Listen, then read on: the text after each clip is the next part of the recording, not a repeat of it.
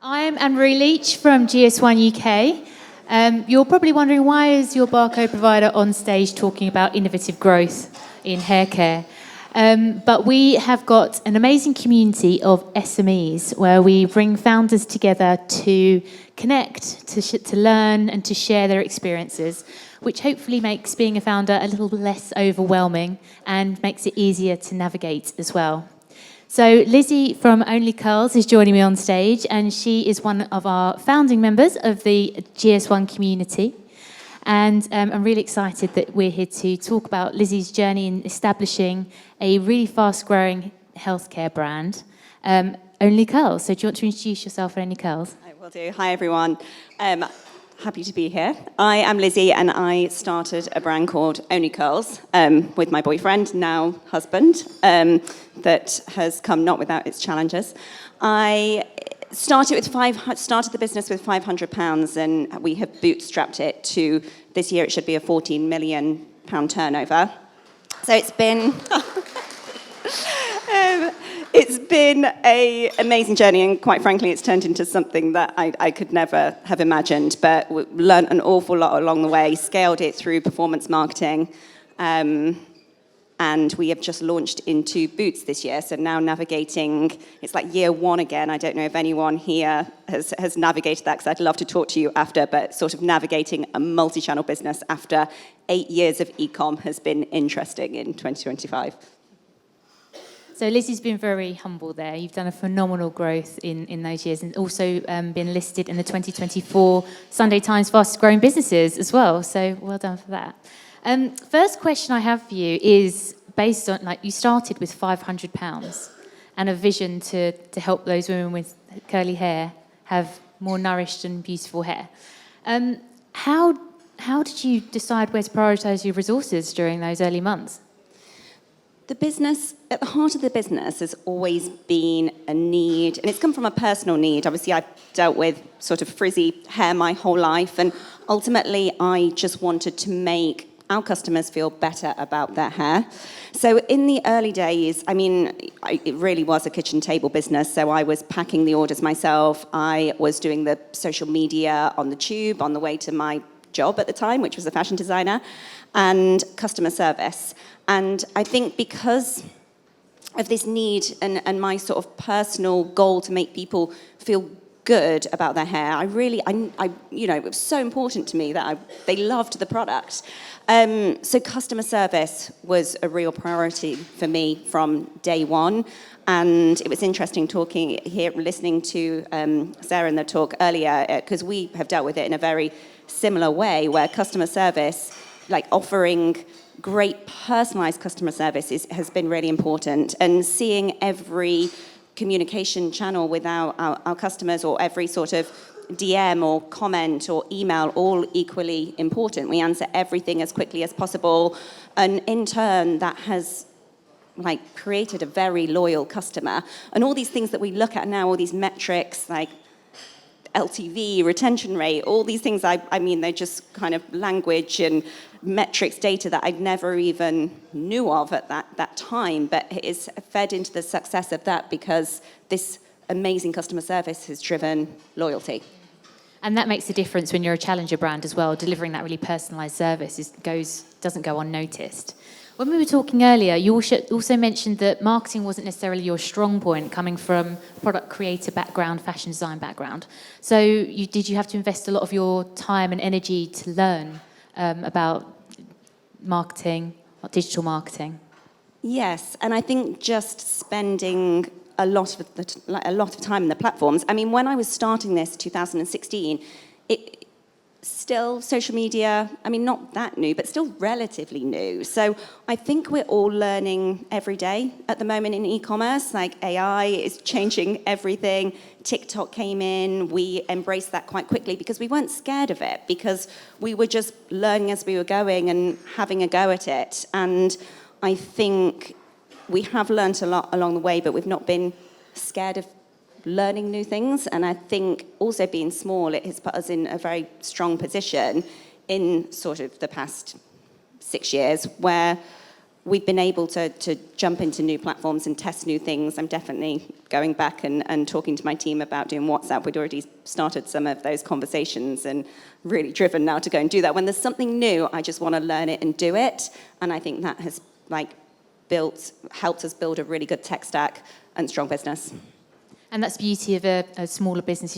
You can be agile, and the test and learn approach is what can give you the differentiator as well. So you mentioned, obviously, you built this from scratch. Not having any background in marketing, pricing, positioning is one of the key principles of marketing. How did you approach pricing and positioning from the first products you launched? Pricing and positioning really was a combination of market research and gut feel. I knew how much I would spend on a hair product. It turns out we're the mastige category, again, a sort of word I'd never heard of, but it was what I felt was right, and what we went for that price point that is sort of luxury but not too expensive for customers to reach, and it's proven really well in both salons, on our own website, and in Boots. It's £18 a bottle. You can buy it on her website later if you want to. Onlycurls.com. And would you do anything differently now? Do you still approach pricing and positioning in the same way? Yes. Yeah, I don't think we do anything differently. Obviously, we're better now at looking at our P&L. I didn't have a P&L for probably until about 3 years ago. But we are more focused now on profitability and understanding every single line in our P&L. So I think that does feed into it more than in the beginning. But I do think we made the right move, and I think it was mainly based on gut feel. And with your P&L, we had a chat earlier on about budget. So how did you manage your budget in those early days? Obviously, starting with £500, growing through sales. How did you prioritise that? The early days, the budget, there was no budget. So it was all an investment of time. The money that we then made from the sales, we started with just one product. We started selling hair towels. The money that we made from that just has always gone directly back into the business. So in the beginning, it was about stock, really, making sure we had enough stock. And then when we sort of started selling more, we were able to invest more into marketing. And we've just been able to make the right move when budget has allowed. And I think it's meant a sort of fairly slower growth than some companies, but a sustainable growth, because we've always been profitable. And talking of your marketing, what main channels do you use? So we are, for marketing, mainly TikTok, Meta, and Google.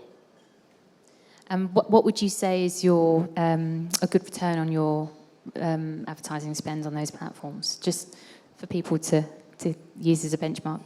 I'm aware I'm talking to so many heads of marketing in this room that know it so much better than me, but put very simply, this year's been very tricky because we're now navigating the spend going, we're marketing and it is going towards different channels. We launched on Amazon, we're in Boots, and then we've got our website. Last year, all our spend just, it was so easy to track because everything was e-commerce, everything was onlycurls.com.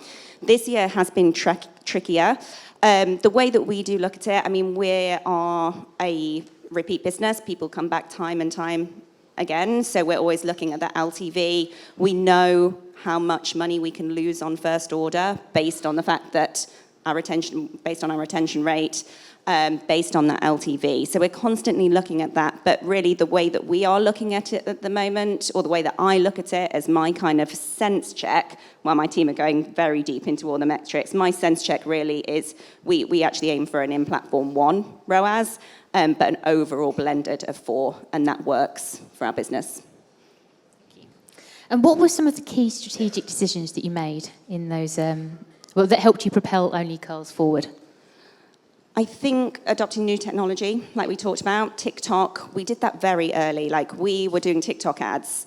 We've actually been a bit behind on TikTok Shop. That's something that we're actually sort of going to focus on.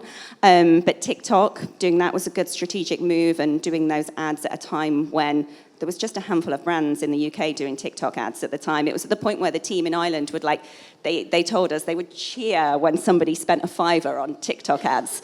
So it was very early, and that got us a huge reach in 2021 for it was, not too much investment. The other thing we've really focused on is community. We built a community-based brand, and one of the communities that we have tapped into is hairdressers, and they are just the best advocates for our brand. Like, the hairdresser is our influencer, and people trust them, and we do a survey at the end of our website, actually, that's been fantastic for insight. It's called No Commerce, and once we plugged that in, we did hairdressers because it made sense, but we didn't have any data on how it was doing other than those wholesale sales, and it was kind of a break-even situation because I was paying a team member to manage that. But when we did this survey, we realized that 9% of our new customers were finding out about us in salon, and when we looked at that customer group, they were some of the most loyal. So it made sense to double down on that community and do all the salon trade shows, and something that on paper didn't look like a great business was actually hugely driving everything. And your hairdresser is someone that you trust and tell more of your secrets to than of your partner. So you're always loyal to your hairdresser. That's great insight and fantastic way to build community very organically as well. I know we've only got a couple of minutes left. So I'd like to also cover, what trends can you see shaping the future of hair care? I mean, from a product standpoint, it's not so relevant to so many people, is kind of the sort of scalp care is getting bigger in hair care. But I also think from an e-commerce standpoint in beauty, I think more kind of affiliate landing pages and things like that, I think is something that's going to get bigger. I've seen Sephora have launched their new website where influencers can build their own page. And I think just that's kind of sparked from TikTok Shop and how people can sort of do the sort of affiliate stuff through that. I think that is something that is going to be changing. I think the affiliate and influencer landscape is changing all the time, and that's like important to stay on top of. And I think as a business we're sort of working in a 2023 way with influencers at the moment, and that's an area of opportunity for us to step up our game, really. Thank you. Some great insights. So last question for the audience to take away. What one thing do you wish that someone had told you when you were scaling? I think, and someone did tell me this actually, it's my husband and business partner in the early days, was like, we need to network. And I'm so much of a doer that I was like, oh, I don't have time, like I'm so busy, and what's it going to get me? I've got so much work to do, I don't need to go to that thing. But actually meeting people and meeting other founders, meeting so many of our team members we've met at events like this, and it has been hugely valuable.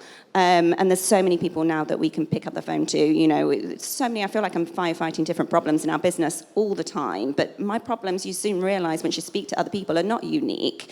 And I don't need to bring in an expensive consultant to help me when you've met different people that are further along their journey or are doing TikTok Shop well, or the more people you speak to, the bigger your network gets, and it does make things easier. And it's give and take, so you can help them with your experiences as well. Exactly. Fantastic. Thank you very much, and thank you for your time.